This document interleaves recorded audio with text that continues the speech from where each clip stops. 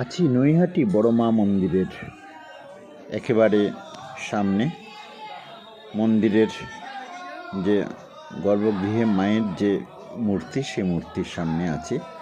আজকে এই মূর্তি দর্শন ছাড়াও আপনাদেরকে শোনাবো নৈহাটি বড় মা মন্দিরের ট্রাস্ট কর্তৃপক্ষের অন্যতম কর্ণধার, এখানকার মাননীয় সম্পাদক তাপস ভট্টাচার্য মহাশয়ের কথা।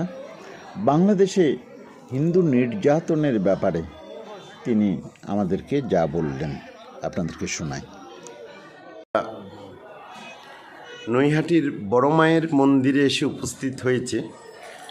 এই মন্দিরে যিনি সম্পাদক মাননীয় তাপস ভট্টাচার্য, তাকে আমরা পেয়ে গেছি।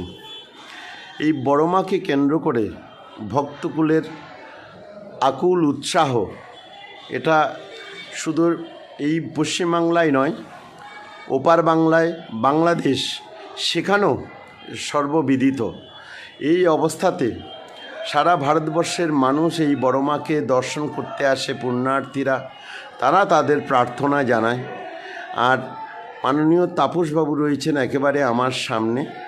তার কাছ থেকে বাংলাদেশের এই যে হিন্দুদের উপরে নির্যাতন, কোনো একটা ঘটনা ঘটলেই হিন্দুরা একেবারে সফট টার্গেট হয়ে যাচ্ছে, এই ব্যাপারে তার মুখ থেকে দু চার কথা শুনে নেব।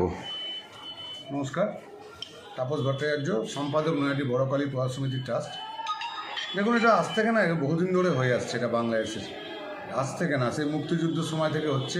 তারপরে কিছুদিন বন্ধ ছিল, আবার শুরু হলো।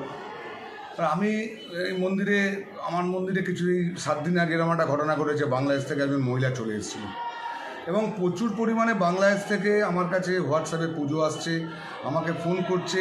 তারা তাদের দুঃখের কথা আমাকে বলছে যে আমার বাড়ির এরকম হয়েছে, আমার বাড়ির পুলিশে ধরে নিয়ে গেছে, আপনি পুজো করিয়ে দিন। এটা তো উচিত নয়, এগুলো উচিত নয়। শুধু হিন্দুদের ওপর এরকমের অত্যাচার হবে, এটা কি ঠিক? আপনারা শক্ত থাকুন। বাংলাদেশের মানুষের উদ্দেশ্যে আমার বক্তব্য, আপনারা শক্ত থাকুন।